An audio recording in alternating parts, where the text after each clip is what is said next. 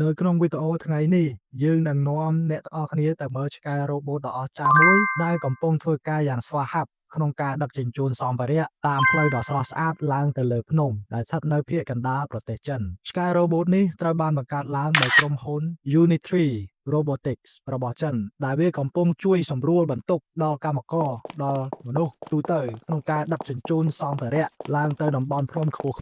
ឆ្កែរ៉ូបូតនេះត្រូវបានគេសាកល្បងជាផ្លូវការហើយវាបានបង្ហាញសមត្ថភាពដ៏គួរឲ្យចាប់អារម្មណ៍ក្នុងការដឹកជញ្ជូនសម្ភារៈក៏ដូចជាអាចឲ្យមនុស្សឡើងជិះបានផងដែរនៅក្នុងវីដេអូនេះអ្នកឃើញពីរបៀបដែលឆ្កែរ៉ូបូតធ្វើចលនាយ៉ាងរលូននៅលើផ្លូវលំបាកដោយជួយសន្សំកម្លាំងនិងពេលវេលាសម្រាប់កម្មករបច្ចេកវិទ្យានេះជាផ្នែកមួយនៃការរីកចម្រើនផ្នែកបច្ចេកវិទ្យារបស់ចិនដែលកំពុងផ្ដោតលើការប្រើរ៉ូបូតដើម្បីជួយការងារប្រចាំថ្ងៃនិងសូម្បីតែការសង្គ្រោះឧបទ្ទហេតុផ្សេងៗតើអ្នកនរគ្នាធ្លាប់បានឃើញឆ្កែរ៉ូបូតនេះនៅក្នុងប្រទេសកម្ពុជាដែរទេនៅលើ Walking Street បាទខ្ញុំពិតជាចង់ឃើញនរណាម្នាក់អាចបណ្ដើរឆ្កែនេះនៅតាមមាត់ទន្លេបើសិនជាបងប្អូនឃើញជួយថតដាក់នៅក្នុង comment ផងបាទសូមអរគុណតើអ្នកគិតយ៉ាងណាចំពោះការប្រើបច្ចេកវិទ្យាបែបនេះសូមប្រាប់យើងខ្ញុំនៅក្នុងមតិ comment សូមកុំភ្លេចជួយ share និង like ដើម្បីទទួលបានវីដេអូថ្មីៗបន្ថែមទៀតសូមអរគុណ